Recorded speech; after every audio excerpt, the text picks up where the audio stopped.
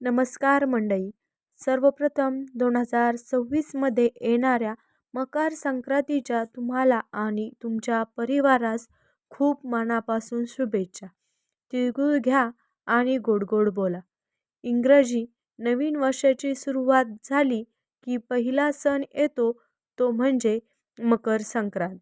आणि हा सण आपल्या मराठी पौष महिन्यात येतो.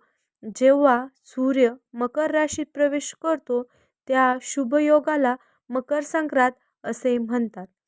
आणि ह्या संक्रांतीच्या दिवसापासूनच सूर्याचं उत्तरायण सुरू होतं आणि हा उत्तरायणाचा काळ अधिक शुभ मानला जातो. मकर संक्रांतीनंतर दिवस हा तिळाप्रमाणे मोठा होत जातो आणि रात्र लहान होत जाते. तर असा हा मकर संक्रांतीचा सण भारतातील एक प्रमुख आणि महत्त्वाचा सण आहे. तर आजच्या ह्या व्हिडिओमध्ये मी तुम्हाला 2026ची मकर संक्रांतीची संपूर्ण माहिती मराठीमध्ये सांगणार आहे. मग ह्यावर्षी संक्रांत कशावर आली आहे, कोणत्या रंगावर आली आहे, त्यामुळे कोणत्या रंग वर्ज करायचा आणि तसेच संक्रांती काळात कोणती कामे करावीत आणि कोणती कामे करू नये ह्याबद्दल मी संपूर्ण माहिती तुम्हाला ह्या व्हिडिओमध्ये सांगणार आहे. तसेच संक्रांतीचे वाहन, संक्रांतीचे फल, पुण्यकाळ, वस्त्र, शस्त्र, वय, नाव, दान काय करावे आणि संक्रांती काळात कोणत्या गोष्टी कराव्यात अशी सर्व माहिती मी आजच्या ह्या व्हिडिओमध्ये तुम्हाला सांगणार आहे. त्यासाठी व्हिडिओ स्किप न करता शेवटपर्यंत पहा आणि जास्तीत जास्त लोकांपर्यंत शेअर करा. त्याआधी आपल्या चॅनलला सबस्क्राईब करायला विसरू नका. चला तर मग व्हिडिओला लगेच सुरुवात करूया. तर ह्यावर्षी बुधवारी दिनांक 14 जानेवारी 2026 रोजी मकर संक्रांतीचा सण साजरा केला जाणार आहे. मकर संक्रांती ह्या सणाचं आणखी एक वैशिष्ट्य म्हणजे हा सण कायम 14 जानेवारीलाच येतो. 13 जानेवारीला किंवा 15 जानेवारीला संक्रांत येणे हा असं क्वचितच घडत असतं. मात्र नेहमीच हा सण 14 जानेवारीलाच साजरा केला जातो. तर ह्यावर्षी म्हणजे 2026मध्ये पण मकर संक्रांत हा सण 14 जानेवारीलाच साजरा केला जाणार आहे. बुधवार दिनांक 14 जानेवारी 2026 म्हणजेच शके 1947 पौष कृष्ण 11 रोजी दुपारी 3:06 सूर्य मकर राशीत प्रवेश करीत आहे. संक्रांतीचा पुण्यकाल बुधवार दिनांक 14 जानेवारी 2026 रोजी दुपारी 3:06 पासून सूर्यास्तापर्यंत आहे.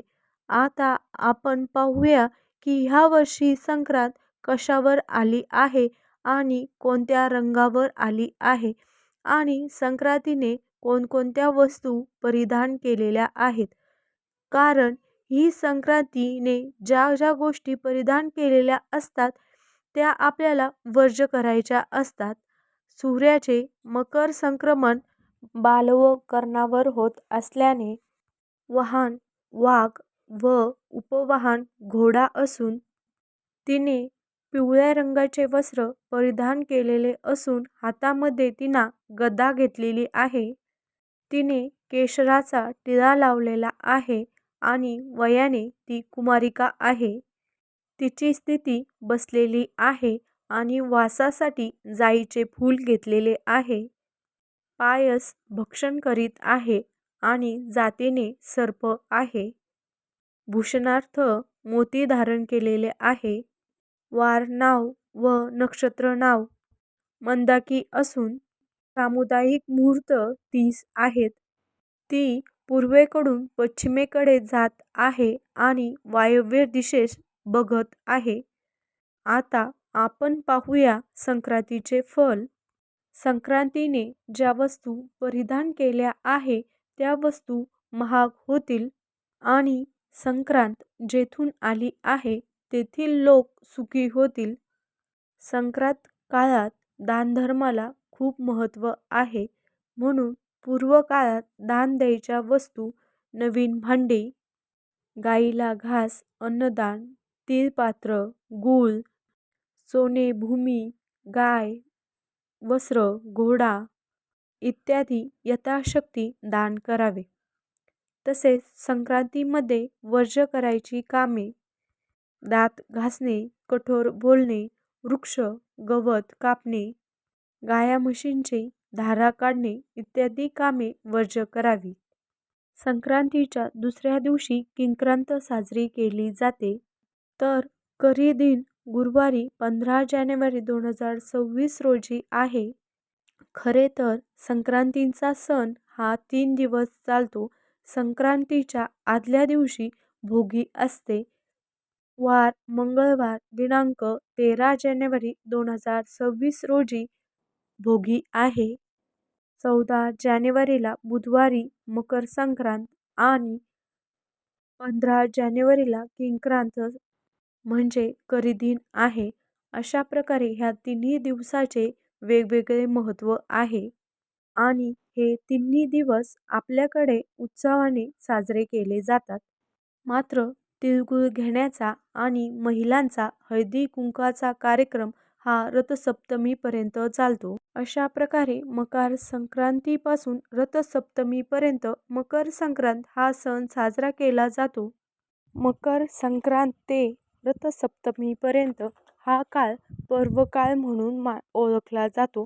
या काळात केलेले दानधर्म, पुण्यकर्म विशेष फलदायी ठरतात. अशाच नवनवीन व माहितीपूर्ण व्हिडिओसाठी आपल्या चॅनलला सबस्क्राईब करून घ्या. धन्यवाद.